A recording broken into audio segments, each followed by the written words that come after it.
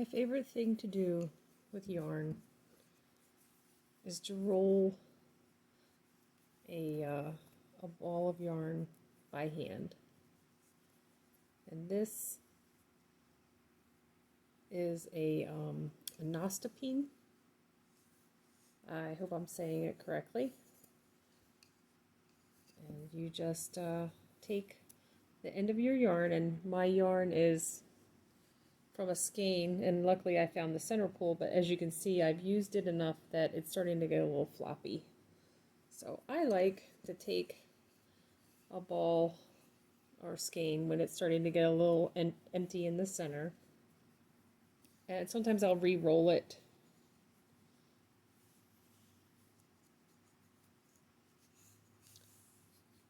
And I don't know if you can see what I just did there is I put the yarn at the end here, pulled it tight. You know, I just wrapped it around one time. Just wrapped it around.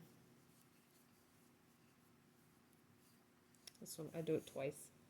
But as you can see, I just pull it nice and tight in that channel. And then I pin it with my hands. These two. And one is the long end that goes into the skein. And then as I pin it down here with my thumb, I start to wrap it.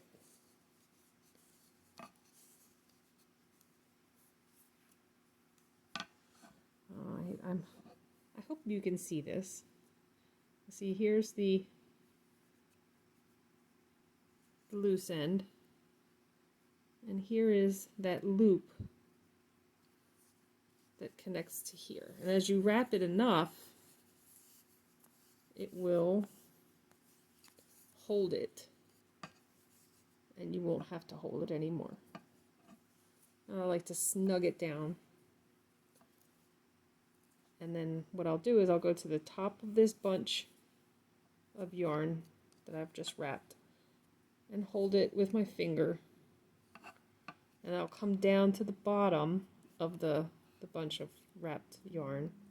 I'll hold that part with my thumb, and I'll go around the back, and I won't actually take my finger off that first loop. I'll just slide the new yarn next to it under my finger and then just kind of incorporate that. So these two are now held again, and I bring it around,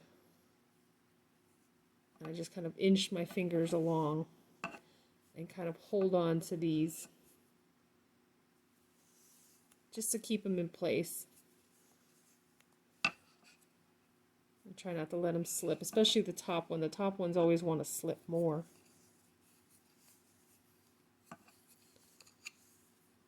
And it's starting to cross itself. And once you start to get a couple of passes around, you'll be able to kind of relax your holding fingers to a certain extent, because now you've got enough bulk on your starting ball of yarn.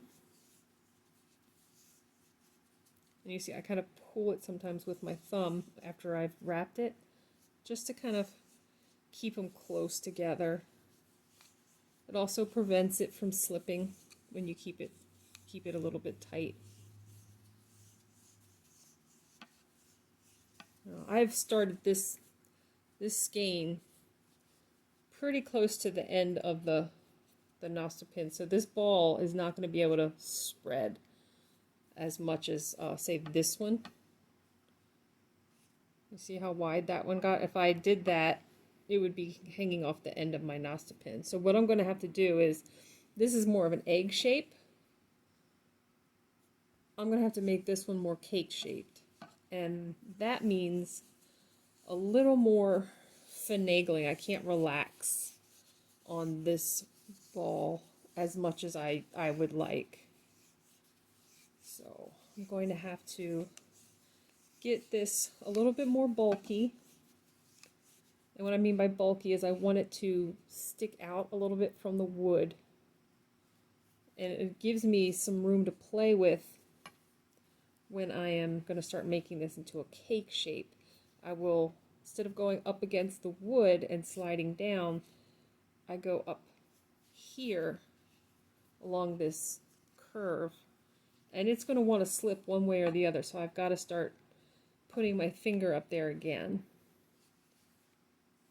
And then when I'm coming back, I cross over that last piece that I just wrapped and then pinch it down again. And so it's more of an art than a science, but if you start to feel like it's slipping in too far, go ahead and let it cross over and then come back to the edge, the leading edge of your wraps. And I know most people are interested in doing a caking with, you know, a lot of the mechanical devices that will just, you know, wind everything up by your, you know, in seconds. It'll just be all finished and done, and all you have to do is pick which ball of yarn to cake up next. But, you know, I'm hard-headed and I like to do things the slow way. This channel is going to be called Crochet Today. Crochet your way today. This is my very first video. And this right here is probably one of my most favorite things to do with yarn. I like to wind the balls by hand. I don't get upset when I get yarn barf unless I'm in a time crunch and I really need to get into crocheting immediately and get a project finished because, you know, I have a present to give to somebody in a certain time frame. This is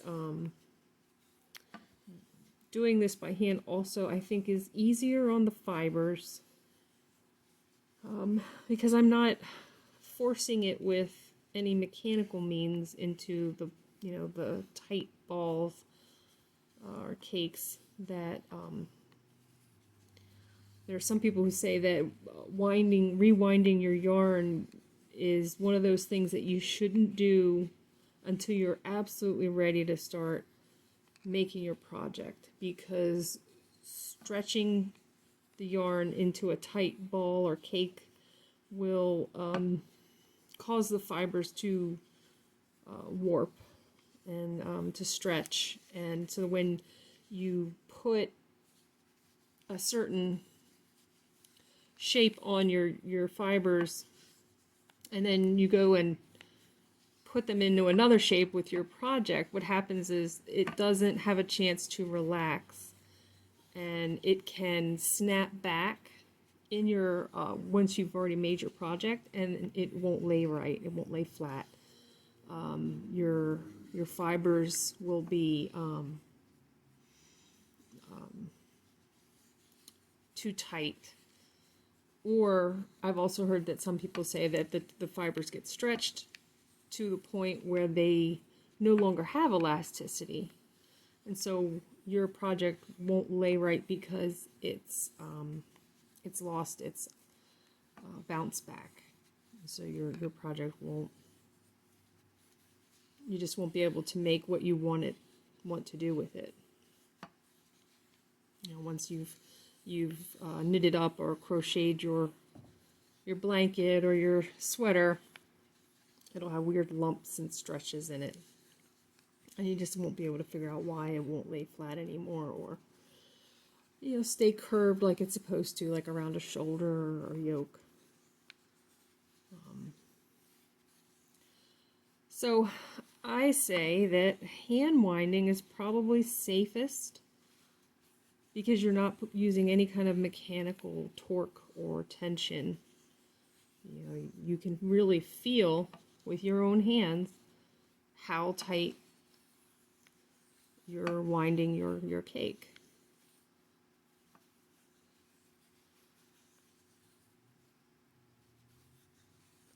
It takes a while, but eventually you'll be able to do this while listening to a podcast. Or a nice audio book. And when you get really, really good at it, you can put on a YouTube video and watch it, or mostly listen to it while you do this. But this becomes one of those projects that you can do when just relax, enjoy it.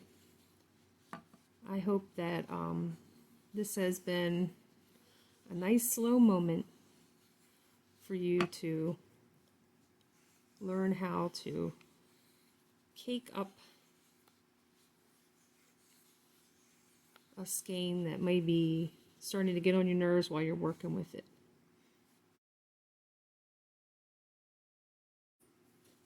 So what happens if you get yarn barf? Let's pretend that there's a bunch of yarn barf. Oh no, look at that. Don't worry. We can take this little bit of yarn barf, that's not a problem.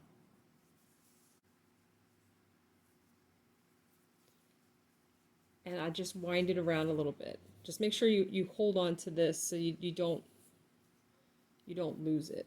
Just hold it with your hand and go around your knuckle. And now you've got a little bit around your knuckle. Go to the top and let it slide down till it hits that, and then at the bottom, and then pull it up. And keep letting the yarn wrap around your finger or your thumb,